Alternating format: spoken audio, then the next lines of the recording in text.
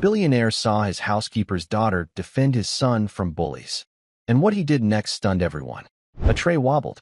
Milk sloshed dangerously close to the edge. Leo Vance's fingers trembled as whispers hissed across the cafeteria. "Careful, shaky," someone sneered. A laugh cut through the room, sharp as glass. Phones lifted, red dots blinking, waiting for him to fall. He wanted to vanish, but cruelty never misses its mark. Another shove, another snicker. The kind that leaves bruises no one can see. At the far table, a girl set down her fork. Quiet, steady, watching. "Are you all right?" she would soon ask, her voice soft but unshakable. And what started as another ordinary school lunch ended as something no one could have predicted. This is the story of how a billionaire's son, his housekeeper's daughter, and one moment of courage collided to change everything. Just before we dive in, let us know in the comments where you're watching from today. We love seeing how far these stories reach. And make sure you're subscribed so you don't miss tomorrow's special video. Now let's jump back in. Enjoy the story. He had all the money in the world, but not enough to buy his son a friend. That was the silent truth that haunted Harrison Vance as he signed another billion-dollar deal. In his sprawling mansion, his son, Leo, was the ghost at the feast of his own life.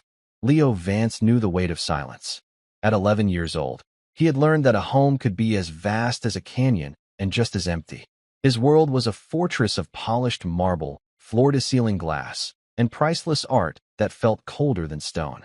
Each morning, a gourmet breakfast was laid out for him on a dining table that could seat 20. He always ate alone. His father, Harrison Vance, was a name whispered with awe in boardrooms across the globe. He was a titan of industry, a man who could move markets with a single phone call. He loved his son, but his love was expressed in stock portfolios and trust funds, not in shared laughter or bedtime stories. After Leo's mother, Eleanor, had passed away from a sudden illness 5 years prior, Harrison had buried his grief under a mountain of work. He provided everything a boy could ever want, except the one thing Leo truly needed, his time. Leo was a quiet boy, gentle and observant. He carried a small, invisible burden. A neurological condition from a childhood fever had left him with a persistent, slight tremor in his hands. It was barely noticeable to a stranger, but to the cruel eyes of children, it was a flaw to be magnified. He could not hold a pencil without a slight shake or carry a lunch tray without intense concentration. In a world that valued perfection, his hands betrayed him. His mother had understood. "Your hands shake, my love," Eleanor would say, her voice as soft as cashmere, "because your heart is too big for your body. All that kindness has to go somewhere." He held onto those words like a secret treasure, a shield against a world that did not have his mother's gentle eyes. At Northwood Preparatory Academy, that shield was tested every day. Northwood was not just a school. It was a kingdom for the children of the wealthy. Students arrived in chauffeured cars, their backpacks costing more than a monthly mortgage. Here, wealth was not just an advantage, it was armor. And Leo, despite being the son of one of the richest men in the country, walked through the gleaming halls unprotected.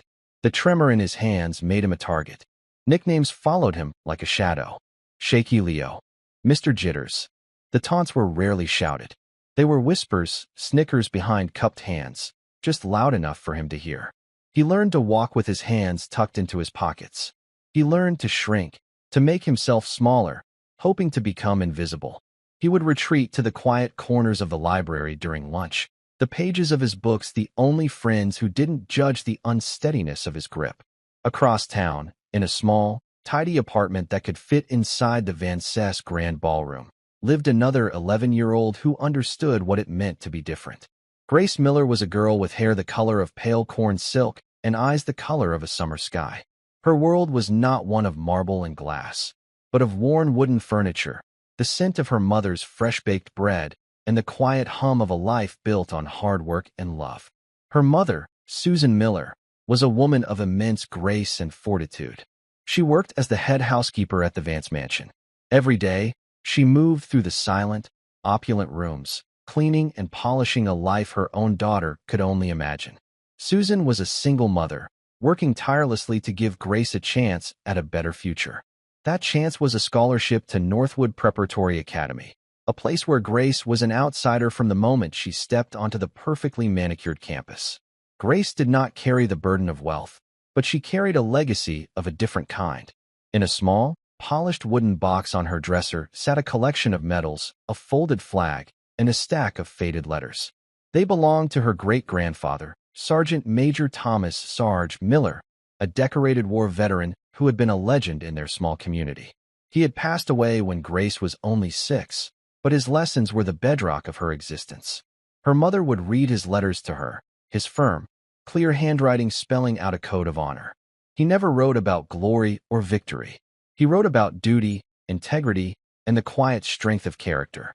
Courage isn't about being the strongest person in the room, one letter read. It's about being the one who stands up for what is right, especially when your knees are shaking. Never raise your hand in anger, Gracie. You raise it only to shield someone who cannot shield themselves. Grace absorbed these words. She was quiet at school, not out of shyness, but out of observation. She saw everything. She saw the girls who whispered about her secondhand shoes. She saw the boys who mocked her simple, homemade lunches.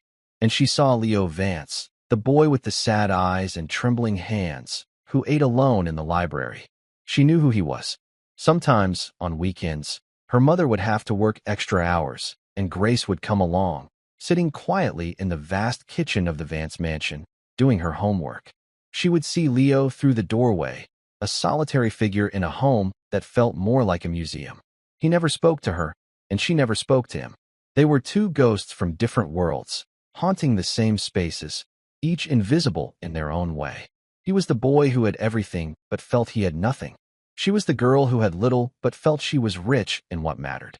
Neither of them knew it, but their quiet, separate paths were about to collide in the one place where the school's cruelty was at its loudest, the cafeteria. The Northwood cafeteria was a spectacle. It gleamed under recessed lighting, the air filled with the smells of artisanal pizza and expensive coffee. It was less a lunchroom and more a social battlefield, where the unspoken rules of hierarchy were as rigid as the steel beams holding up the ceiling. At the center of this kingdom sat Chad Pennington III, and his court. Chad was the kind of boy who was born believing the world was his property. His family's name was on half the buildings in the city. He had a politician's smile that never reached his cold, calculating eyes. His two lieutenants, Blake and Kyle, were his shadows, always ready to echo his laughter or amplify his cruelty. They moved through the school with an untouchable arrogance, their path cleared by the fear and admiration of their peers. Leo, by his very existence, was an offense to Chad. He was richer than Chad, yet he did not act like it. He didn't boast. He didn't command attention. He shrank from it. This quietness, this perceived weakness, was something Chad could not tolerate. It was a challenge to his dominance. That Tuesday, the library was closed for inventory, forcing Leo into the bright, loud chaos of the cafeteria. He felt a familiar knot of dread tighten in his stomach. He found the smallest, most remote table in a corner, hoping to remain unseen. He placed his tray down with painstaking care, his knuckles white from the effort of keeping his hands steady. A carton of milk, a sandwich, and an apple. A simple meal for a boy who wanted nothing more than to be left alone. But Chad had seen him. He saw him as a hunter sees a deer that has wandered from the safety of the forest. This was an opportunity too perfect to waste. He sauntered over, Blake and Kyle flanking him. The low hum of the cafeteria began to dim as students sensed the shift in the social atmosphere. Phones, which were always at the ready, began to subtly angle toward Leo's table. Well, Chad began, his voice dripping with mock concern. Look who's gracing us with his presence. Taking a break from hiding, Vance. Leo kept his eyes fixed on his sandwich. He did not answer. He knew that any response was fuel. What's the matter? Chad leaned forward, placing his hands on the table. He looked directly at Leo's hands. Feeling a little shaky today? A few nervous snickers rippled from the surrounding tables. Leo's cheeks burned with shame.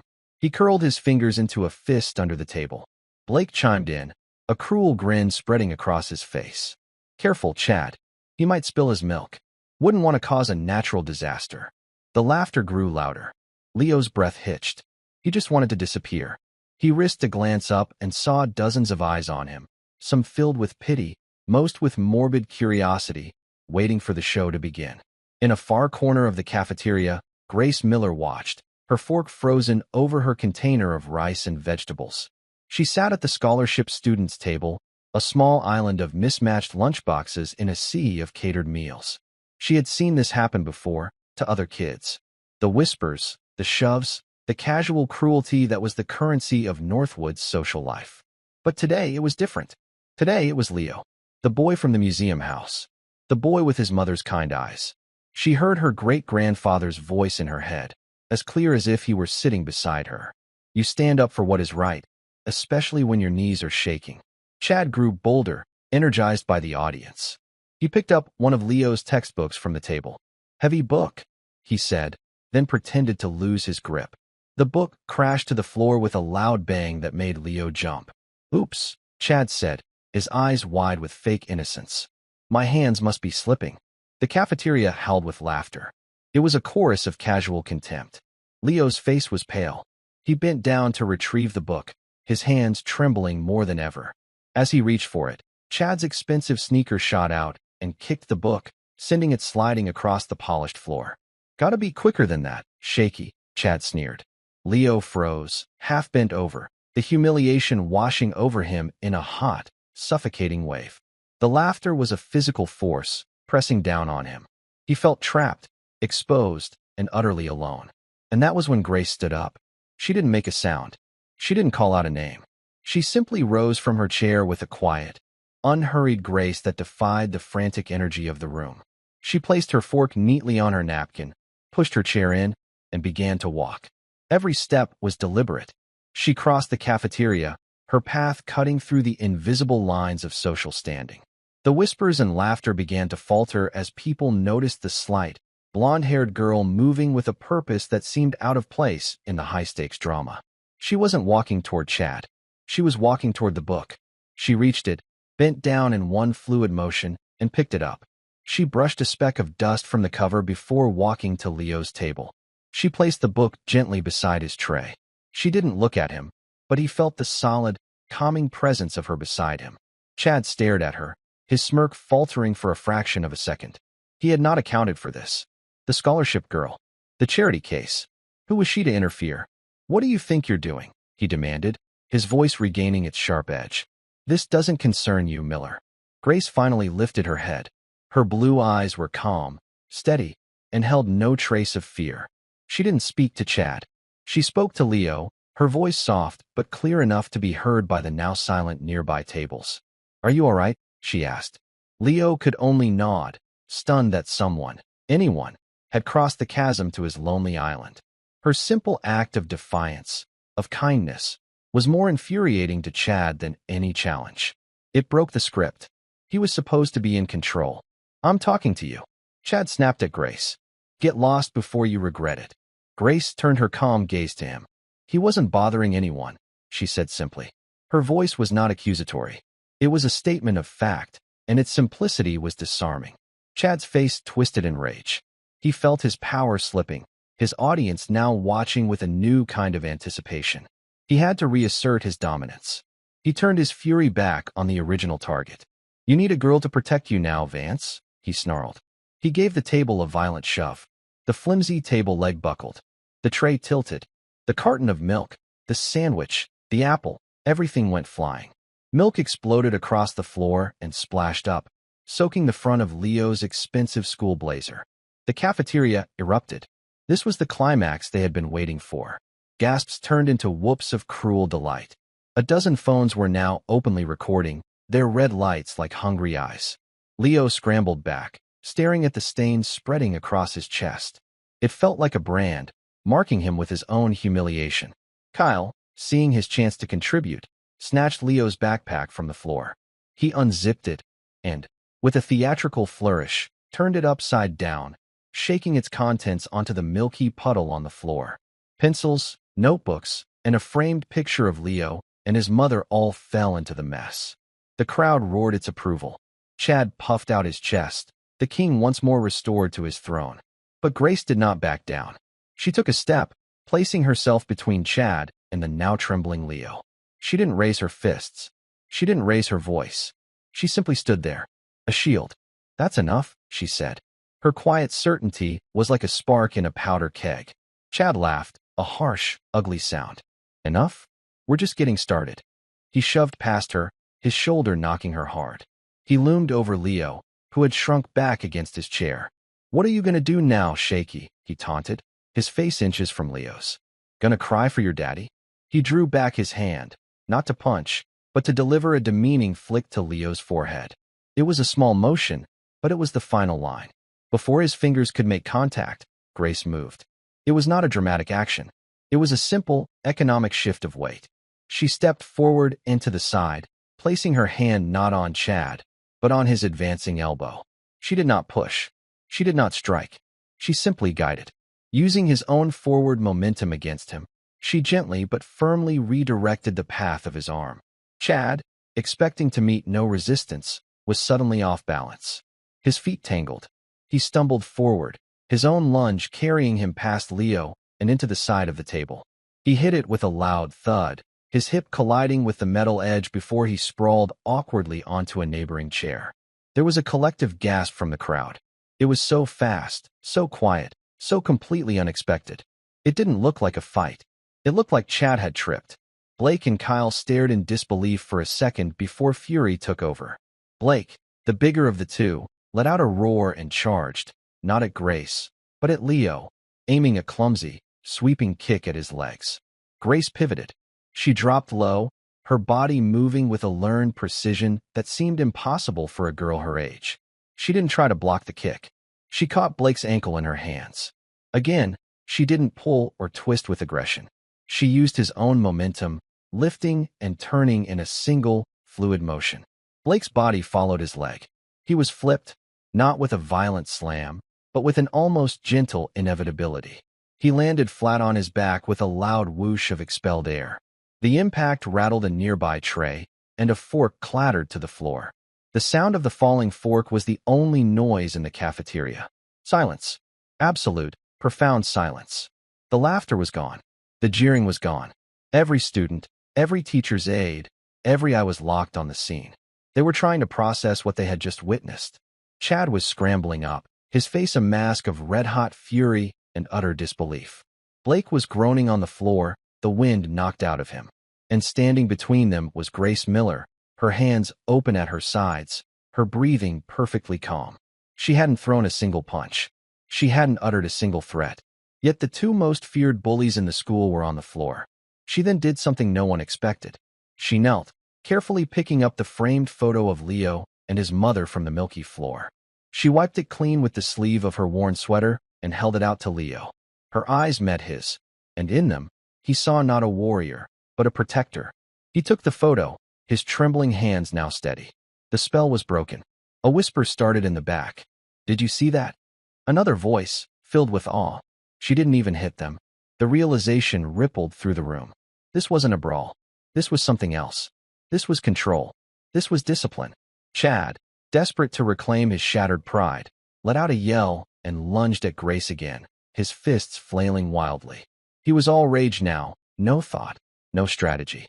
Grace simply sidestepped. Like a dancer, she moved out of the path of his charge, her hand lightly touching his back as he rushed past. His own uncontrolled momentum was his undoing. He couldn't stop. He slammed into the wall with a loud thud, sliding to the ground in a heap. The cafeteria was no longer just watching. It was witnessing. They were seeing a fundamental law of their universe being overturned. The law that said might makes right, that cruelty was strength. Deep inside Grace, a memory bloomed. A dusty room smelling of old wood and sunshine. Her great-grandfather, Sarge, sitting in his armchair, his large, scarred hands holding hers. They make fun of me, she had told him, tears in her 6-year-old eyes. They say my dress is old. Sarge had looked at her, his gaze kind but firm. There are two kinds of strength in this world, Gracie. The loud kind, that needs to shout and push to prove it's there. And the quiet kind, that is so sure of itself, it doesn't need to prove anything. The first kind is a wildfire. It burns hot and fast and leaves nothing but ash. The second kind is a river. It's quiet, but it can cut through stone. He tapped her chest gently. You be the river, Gracie. Let their anger flow right past you. Back in the cafeteria, Her father's code, her mother's love, and her great-grandfather's wisdom all came together in that one quiet moment of stillness. She stood, not over her defeated aggressors, but as a guardian beside Leo. The main doors of the cafeteria burst open. Vice Principal Thompson stormed in, his face a thundercloud. He had been alerted by a teacher of a fight. His eyes scanned the scene. Two of the school's most prominent students on the floor, and the scholarship girl standing tall. He made an instant and incorrect calculation. "Miss Miller," he boomed, his voice echoing in the silent room. "My office. Now. You are suspended." A wave of protest murmured through the students. "She didn't start it," someone yelled. "I don't care who started it," Mr. Thompson declared, his authority absolute. "Northwood has a zero-tolerance policy for violence." Chad managed a weak, triumphant smirk from the floor. He had lost the fight, but it looked like he was about to win the war. But he hadn't counted on Amelia, a quiet junior who ran the school's newspaper blog. She stood up, her phone held high. "Excuse me, Mr. Thompson," she said, her voice shaking but clear. "You might want to see this first. I have the entire thing on video."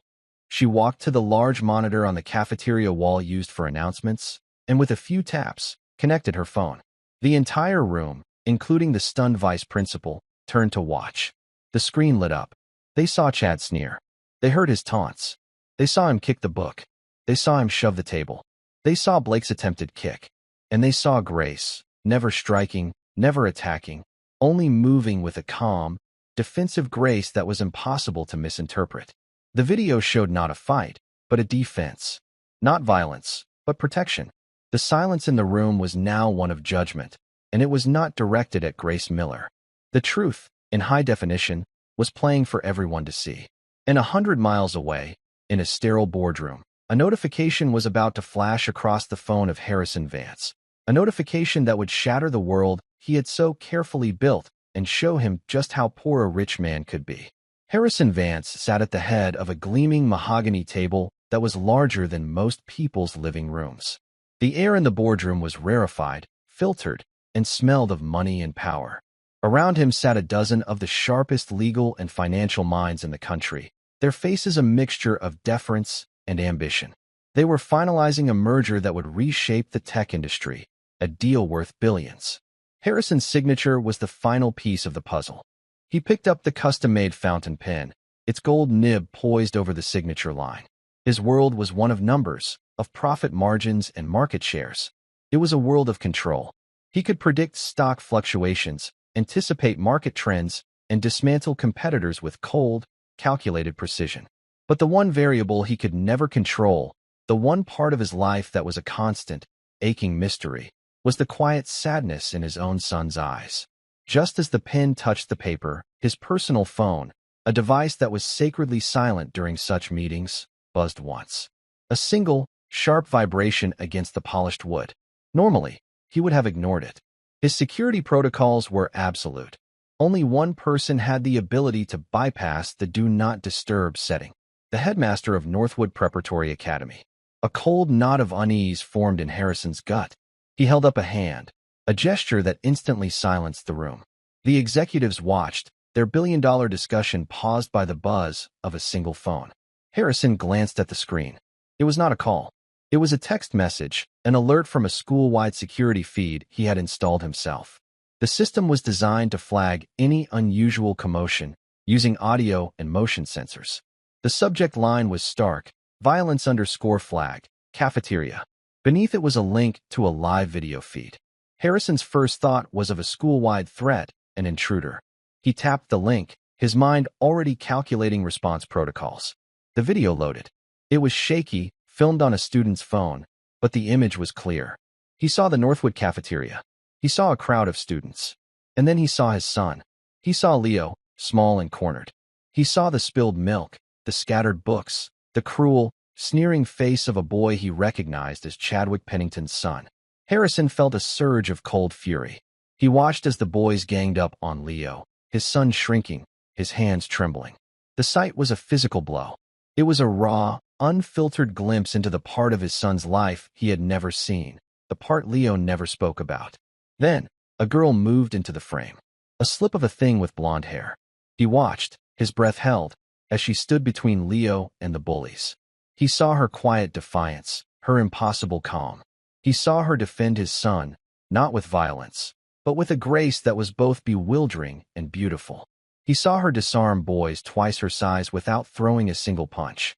The video ended with the arrival of the vice principal and the girl being led away. Harrison stared at the black screen of his phone, but the images were burned into his mind. The boardroom, the billion-dollar deal, the expectant faces of his executives, it all faded into a distant, meaningless hum.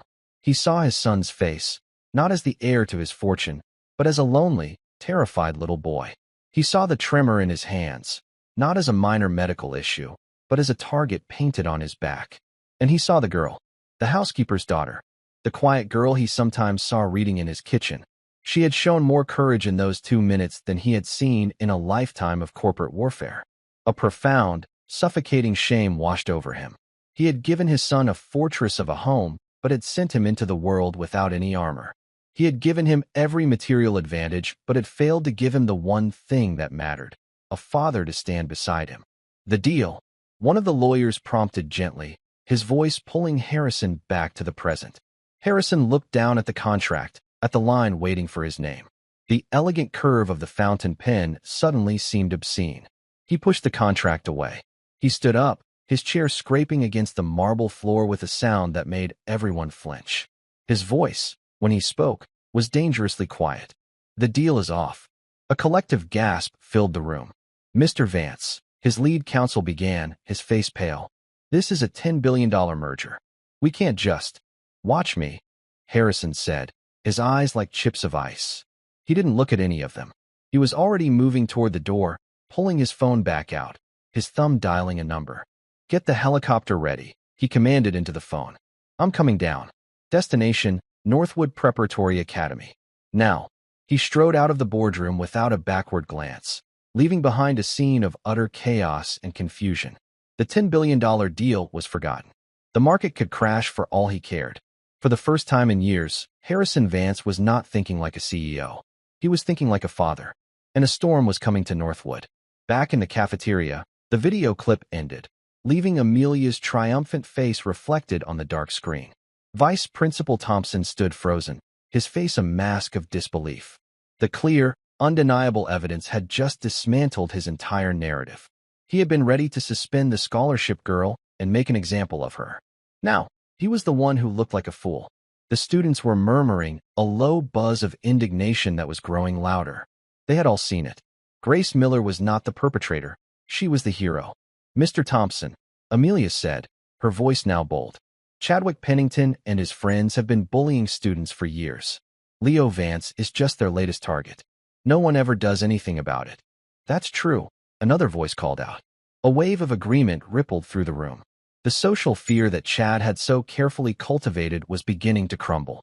Mr. Thompson, flustered, turned on Chad, who was now leaning against the wall, trying to look nonchalant. Mr. Pennington, is this true? Chad scoffed, though his usual arrogance was gone, replaced by a sullen defiance. She assaulted me. You all saw it. We saw you assault him. A freshman near the front countered, pointing at Leo. And we saw her stop you. The vice principal's face was turning a blotchy red. He was losing control of the situation. He knew the Pennington family. They were major donors. He also knew the Vance name. Harrison Vance was in a league of his own, a powerful and intensely private man. This was a political minefield. He made a desperate attempt to restore order. Everyone involved, my office. Now, he barked, pointing at Grace, Leo, Chad, Blake, and Kyle. The rest of you, back to your classes. No one moved. They were all watching Leo and Grace. Leo, who had been silent through the whole ordeal, finally looked up. He looked at Grace, who gave him a small, reassuring nod. For the first time in his life, he felt a flicker of something other than fear. He felt protected. He felt seen. He took a step toward her, away from the wall he had been pressed against. He stood a little taller. He uncurled the fists he had kept clenched at his sides. Meanwhile, in the head housekeeper's office in the Vance mansion, Susan Miller was folding laundry when her phone rang. It was the school. Her heart immediately leaped into her throat. It was the call every single parent dreads. Mrs. Miller, Mr. Thompson's strained voice said, there has been an incident. It involves your daughter, Grace. We need you to come to the school immediately. Susan's blood ran cold. An incident. The words were heavy with implication. Grace was the gentlest soul she knew. She was quiet, respectful, and never caused trouble. What could have possibly happened? Is she hurt? Susan asked, her voice trembling. She is not physically harmed, Mr. Thompson replied stiffly. But she has been involved in a serious physical altercation. We are discussing suspension. Suspension. The word hit Susan like a slap. Grace's scholarship, her one chance to escape the cycle of a life spent cleaning up after the wealthy, was contingent on a flawless disciplinary record. Suspension could mean expulsion. It could mean the end of the future Susan had worked so hard to build for her. She hung up the phone, her hands shaking for a different reason than Leo's. She grabbed her purse and ran out of the mansion, her mind racing. What had happened? Who had Grace, of all people, gotten into a fight with? It didn't make sense. It wasn't her daughter. It couldn't be. 30 minutes later, Susan hurried through the polished halls of Northwood, her sensible work shoes squeaking on the immaculate floors. She felt out of place, a simple woman in a world of privilege and power. She arrived at the vice principal's office to find a tense scene. Grace was sitting in a chair, perfectly calm, her hands folded in her lap. Opposite her, looking bruised and furious, were Chad Pennington and his two friends. Leo Vance was there too, standing awkwardly near Grace, a silent sentinel. Mr. Thompson was behind his desk, looking like a man caught in a hurricane. "Mrs. Miller," he said, gesturing for her to sit. "Thank you for coming." Before he could continue, Chad's father, Chadwick Pennington too, burst into the room. He was a big man with a booming voice and the entitled air of someone who had never been told no. He was followed by his wife, a woman adorned in so much jewelry she jingled when she walked. "Thompson," Mr. Pennington boomed, ignoring Susan completely. "What is the meaning of this? My son was viciously attacked by this girl. I want her expelled. I want charges pressed." Susan felt her world tilting. Expelled? Charges? She looked at her daughter, who met her gaze with a calm, steady look that held no fear or shame. Mr. Thompson stammered, "Mr. Pennington, the situation is complex. We have video evidence that suggests—" "I don't care about your video," Pennington roared. "My son is the victim here. Look at him. This is what happens when you let riffraff into a school like this on charity." He waved a dismissive hand in Grace's direction. Susan felt a surge of protective fury. "My daughter is not riffraff," she said, her voice low but firm. It was the first time she had spoken. Pennington turned to her, his eyes full of disdain. "And you are?" "I'm her mother," Susan said, rising to her feet. "And I would like to know what happened before you start throwing around accusations." "I'll tell you what happened," Chad whined from his chair. "She attacked me for no reason." "That's a lie," a new voice said. Everyone turned. Leo Vance had spoken. His voice was quiet, but it cut through the tension in the room like a knife. "She was protecting me," Leo said, looking directly at Chad. "You were bullying me. You and your friends. You pushed me. You threw my things on the floor. She told you to stop, and you wouldn't." Chadwick Pennington too stared at Leo, momentarily speechless. He hadn't expected the Vance boy to speak up. He was known for being timid, a ghost in the halls. "Is this true, Chad?" he asked his son, his voice losing some of its bluster. "No. He's lying. They're both lying," Chad insisted, his face panicked. The argument was about to escalate when the office door opened again. This time, it wasn't with a bang, but with a quiet, powerful presence that instantly changed the atmosphere in the room. Harrison Vance stood in the doorway. He was not dressed in his usual tailored suit. He had thrown on a simple black sweater and slacks, but he radiated an aura of command that no suit could ever bestow. His eyes were cold and hard as granite. He didn't look at the vice principal. He didn't look at the Penningtons. He looked at his son. "Leo," he said, his voice softer than anyone in the room had ever heard it. "Are you okay?" Leo nodded, his eyes wide. He had never seen his father at school before. Not for a parent-teacher conference. Not for a school play. Never. Harrison's gaze then moved to Grace. He looked at the small, blonde-haired girl who had stood up for his son when he himself had been absent. He saw no fear in her eyes, only a quiet dignity. His gaze then fell on Susan Miller, the woman who polished his floors and cleaned his toilets, who stood beside her daughter with the fierce pride of a lioness. Finally, His eyes settled on Chadwick Pennington too. The two men were titans of industry, but they were not equals. Pennington was a loud, blustering man who inherited his wealth. Harrison Vance was a self-made predator who had built an empire from nothing. Pennington, Harrison said, his voice a low growl. Your son put his hands on my son. It was not a question. It was a statement of fact, and it hung in the air like a death sentence. Pennington sputtered. Now hold on, Vance. My son was the one who was attacked. This girl. I have seen the video. Harrison cut him off, his voice dropping even lower, becoming even more dangerous. The video that is, as we speak, being uploaded to the school's servers and sent to the Board of Trustees. The video that shows your son and his friends tormenting a boy with a neurological condition. The video that shows this young lady. He nodded respectfully toward Grace, defending him when no one else would. The color drained from Pennington's face. The mention of the board, of the video, of Leo's condition being named publicly, it was a disaster. And then, Harrison continued, taking a slow step into the room. I hear you come in here, demanding that she be expelled. You threatened to press charges against an 11-year-old girl for protecting my son from your hooligan. He stopped directly in front of Pennington, who, despite being a larger man, seemed to shrink under Harrison's focused rage. Let me make something clear, Harrison said, his voice barely a whisper, yet it filled the room. If anyone is leaving this school, it will be your son. If any charges are going to be pressed, they will be against him for assault and battery. And if I hear one more word come out of your mouth against this girl or her mother, I will personally dismantle your company, piece by piece, until the only thing you have left is that ridiculous suit you're wearing. The silence that followed was absolute. Chadwick Pennington too stood there, his mouth slightly agape, his face a mottled patchwork of red and white. He had built his life on bullying and intimidation, but he had just come face to face with a master of the craft, and he had been utterly, completely outmatched. Harrison Vance had just declared war, and he had done it not to protect his company, but to protect his son and the quiet little girl who had shown him what real strength looked like. The shock in the room was palpable. They weren't just stunned. They were witnessing the world realign itself, right there in the vice principal's office. Chadwick Pennington too stood as if rooted to the floor, his face a canvas of shock and humiliation. The threat wasn't just about money. It was existential. Harrison Vance didn't just have more wealth. He had a different kind of power, the silent, predatory power of a man who had clawed his way to the top, not inherited a comfortable seat. Pennington's power was loud and brittle. Vance's was quiet and absolute. Without another word, Pennington grabbed his son's arm, yanked him from the chair, and stormed out of the office, his wife jingling in his wake. The door slammed shut, leaving a ringing silence. Vice Principal Thompson looked as if he had aged a decade in 10 minutes.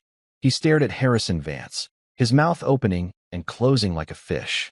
He had been moments away from suspending the daughter of his housekeeper and was now facing the unbridled wrath of the school's most powerful and now most terrifying benefactor. Harrison ignored him. He turned to Susan, his expression softening from granite to something approaching humility. Mrs. Miller, he said, his voice now quiet and devoid of its earlier menace. I am deeply sorry for what your daughter was put through and for what you were just subjected to. Susan, who had stood her ground with a quiet strength that mirrored her daughter's, simply nodded. My daughter did what she thought was right. Yes, Harrison said, his gaze shifting to Grace. She did. He looked at this 11-year-old girl who had faced down bullies and their powerful parents without flinching and felt a profound sense of awe. She possessed a kind of wealth he couldn't quantify on a balance sheet. You are a remarkable young woman, Grace. Grace didn't blush or look away. She met his gaze directly. Thank you, sir. But I only did what anyone should have. Her simple, honest words struck Harrison more deeply than any corporate negotiation. What anyone should have. He had been so busy building an empire that he had forgotten the simple, fundamental rules of being a decent human being. He then turned to his son. For the first time, he truly saw him. He saw the faint tremor in his hands, not as a defect, but as a part of the gentle, kind boy he had almost failed to know.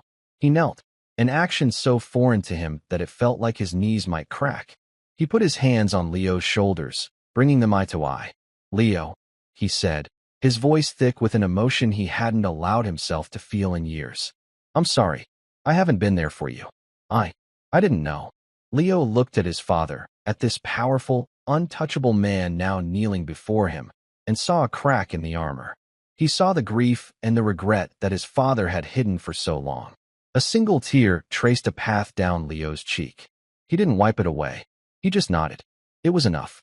Harrison stood up and looked around the office, at the stunned vice principal, at the two families who were worlds apart, yet now inextricably linked. Mr. Thompson, Harrison said, his voice back to its commanding tone, but without the rage. The bullying problem at this school ends today. I will be speaking with the board. There will be changes. As for Grace Miller, any mark on her record from this incident will be expunged. In fact, she is to be commended. Is that understood? Yes, Mr. Vance, Thompson squeaked, nodding vigorously. Crystal clear. Good, Harrison said. He then looked at Susan. Mrs. Miller, please. Take the rest of the day off. The week, if you need it. You will be compensated, of course. Thank you, sir, Susan said. But I have work to finish. Her simple dignity was another quiet lesson. She was not asking for favors. She was a professional. Harrison simply nodded, understanding. He put a hand on Leo's back. Let's go home, son. As they turned to leave, Leo paused. He looked back at Grace. For a moment, the two children just looked at each other, an unspoken bond forged between them in the chaos of the cafeteria. Thank you, Leo whispered, the words carrying across the silent room. Grace gave him a small, genuine smile. You're welcome. The ride home in Harrison's sleek, black sedan was silent, but it was a different kind of silence than the one that usually filled the Vance mansion. It wasn't empty. It was full of unsaid things, of new beginnings. Harrison drove himself, having dismissed his chauffeur. He needed, to be alone with his son. He kept glancing over at Leo, who sat staring out the window, the framed picture of his mother held carefully in his lap. Harrison's mind was a whirlwind. He had spent years building walls around his heart, believing that providing for his son was the same as loving him. He had been wrong. So profoundly, devastatingly wrong. She was a brave woman, Harrison said finally, his voice raspy. Your mother. She would have been very proud of you today. Leo turned from the window. Why? You spoke up, Harrison said. In that office. You told the truth, even when you were scared. That takes courage. Grace is the one who's brave, Leo said quietly. Yes, Harrison agreed. She is. He paused, gripping the steering wheel. She reminds me of him. Leo looked confused. Him. Harrison took a deep breath. It was a story he hadn't told in years, a part of his life he had buried long ago. My father. He was a mechanic. Not a rich man. But he was tough. Honest. He always said, Harry, you can have all the money in the world, but if you don't have your good name, you have nothing. He stood up for people. He wasn't afraid of a fight if it was for the right reason. He had spent his entire adult life running from that world, from the grease under his father's fingernails and the smell of oil in their tiny apartment. He had built an empire to prove he was better than that. But in a school cafeteria, a housekeeper's daughter had shown him that his father's values were worth more than all his billions. When they arrived at the mansion, the silence felt different here too. It wasn't the cold, sterile silence of a museum. It felt expectant. Later that evening, Susan and Grace Miller returned home to their own small apartment. It was filled with the familiar comforts of a life lived with care, the scent of lemon polish, the sight of a worn but beloved armchair, the neat stack of books on a side table. Susan made them chamomile tea, and they sat together at their small kitchen table. She didn't press Grace for details. She waited. I was scared, Mom, Grace said finally, her voice small. When Chad came over. I was scared for Leo. I know. Honey, Susan said, her hand covering her daughter's. But you did the right thing. Great-Grandpa Sarge always said that courage isn't about not being scared, Grace recited softly. It's about doing what's right even when your knees are shaking. He was a wise man, Susan said, her eyes glistening with pride. And you have his heart, my love. You have his strength. She pulled the small wooden box from a nearby shelf and opened it. Inside, the metals gleamed dimly in the soft light of the kitchen lamp. She picked up a small, bronze star.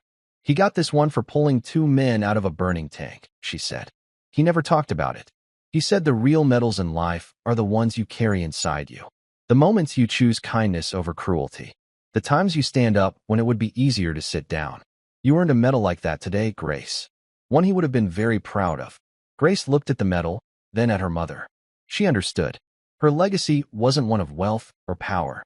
It was one of quiet, unshakable integrity. And in that moment, in their small, love-filled kitchen, she felt richer than any king. The next day at Northwood was a day of reckoning. The video, as Harrison had promised, had been circulated among the school's board members. The Pennington family, facing public humiliation and the very real threat of Harrison Vance's corporate wrath, withdrew Chad from the school before he could be expelled. Blake and Kyle were suspended for a month and stripped of their positions on the school's sports teams. The social order of the school had been shattered.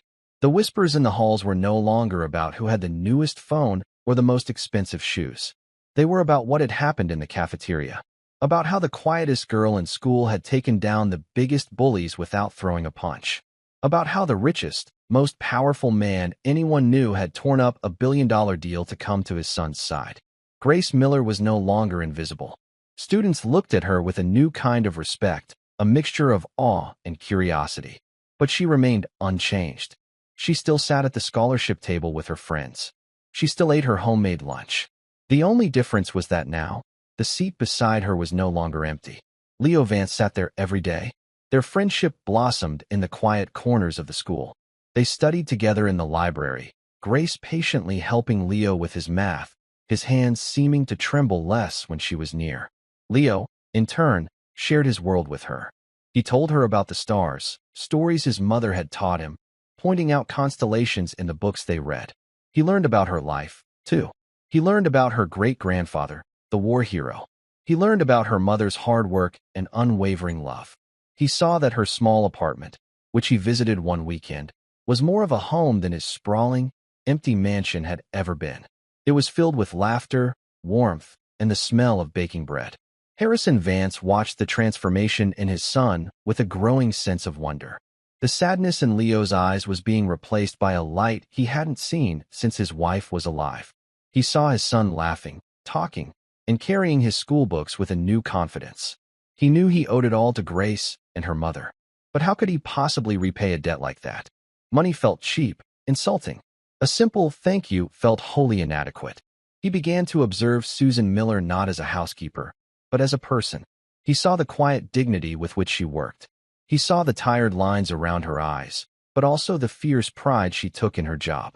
He found himself making excuses to be in the kitchen when she was there, asking her questions about her day, about Grace.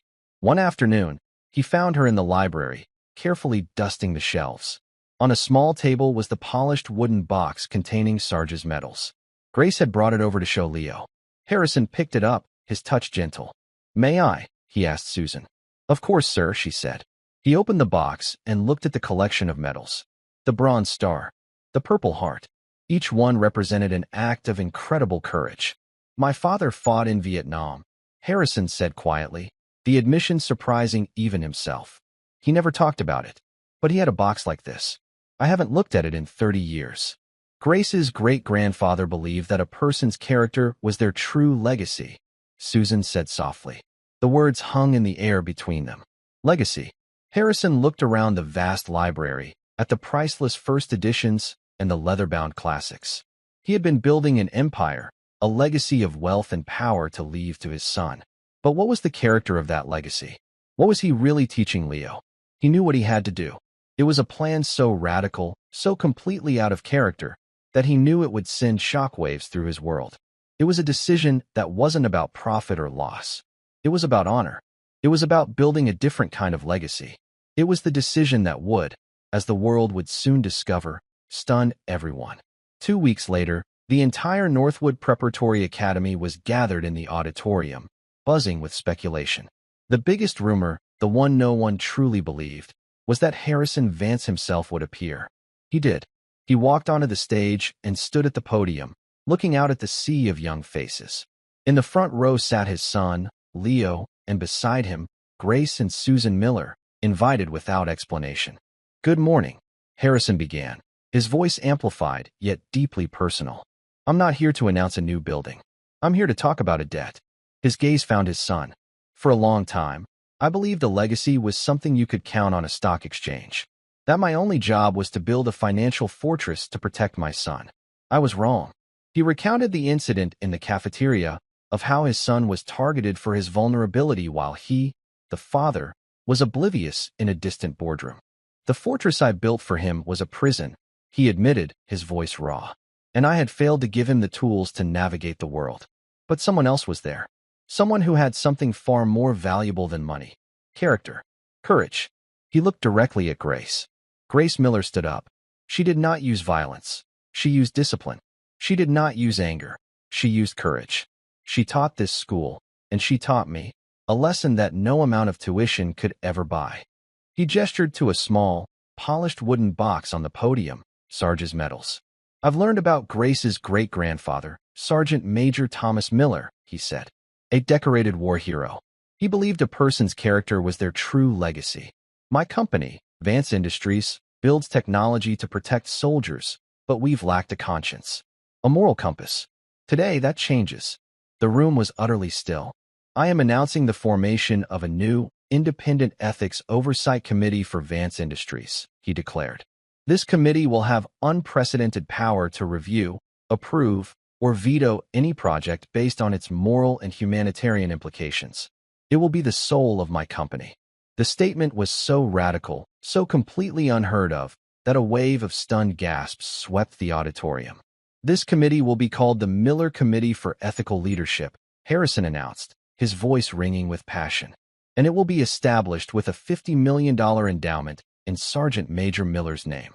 This fund will support the committee's work, but it will also provide educational scholarships for students of character and support for veterans' families. He paused, letting the weight of the name and the number sink in. But a committee needs a leader. It needs a chairperson with unimpeachable integrity, someone who understands hard work, dignity, and the difference between right and wrong in their very bones. He looked at Susan Miller, whose face was a picture of disbelief, her hand covering her mouth. I have offered the position of chairperson of the Miller Committee, with a permanent seat on the board of directors of Vance Industries, to Susan Miller. The dam of silence broke. A wave of gasps turned into a thunderous, rolling applause that grew until the entire auditorium was on its feet. The students, the faculty, they were not just applauding a donation. They were applauding an act of profound, revolutionary justice. Susan Miller sat frozen, tears streaming down her face as she looked from her daughter, whose eyes shone with immense pride, to the man on stage. Harrison raised a hand for silence. He had one last thing to say. My son once told me that his mother used to say his hands shake because his heart is too big for his body, he said, looking at Leo with a father's love that was now, finally, on full display. I think the world could use a few more people like that. People whose hearts are too big for their bodies. People like my son. And people like Grace Miller. He stepped away from the podium and walked over to Susan, extending a hand. Not as an employer, but as an equal. After a moment, she took it. The applause was deafening. In the months that followed, everything changed. Susan, with Grace's unwavering encouragement, accepted the position. She walked into the Vance Industries boardroom, bringing a quiet, unshakable integrity to a world that had none. She was not an expert in finance, but she was an expert in humanity. And for the first time, the board truly listened. The Miller Committee became a force for good, redirecting the company's vast resources toward projects that rebuilt communities torn apart by war and funding scholarships for kids who, like Grace, had character but no cash. The Vance Mansion was no longer a silent museum. It was often filled with the sound of laughter. Grace and Leo were inseparable, their bond a testament to the idea that friendship sees no class lines. Harrison taught them both how to play chess, and more often than not, Grace, with her calm, strategic mind, would beat him soundly. One evening, Harrison, Leo, Susan, and Grace were sitting on the vast veranda, watching the sunset paint the sky. A comfortable silence settled between them, one that was not empty, but full of respect, affection, and a shared history that had started with an act of cruelty and ended in an act of grace. You know, Harrison said, looking at Susan, my father would have liked your great-grandfather. I think, Susan replied with a soft smile, they would have understood each other completely. Leo, his hands resting calmly on the table, looked at Grace. You never have to be a shield for me again, he said quietly. I know, she said, her eyes meeting his. But I always will be. And you for me. Harrison Vance looked at the two children, at the woman who had become his most trusted advisor and friend, and he finally understood. He hadn't just changed his company or secured his son's future. He had found his own humanity. He had learned that the loudest lesson often comes from the quietest voice. His legacy was no longer written in stock certificates and financial reports. It was written in the steady hands of his son, in the courageous heart of a young girl, and in the enduring strength of simple, human goodness.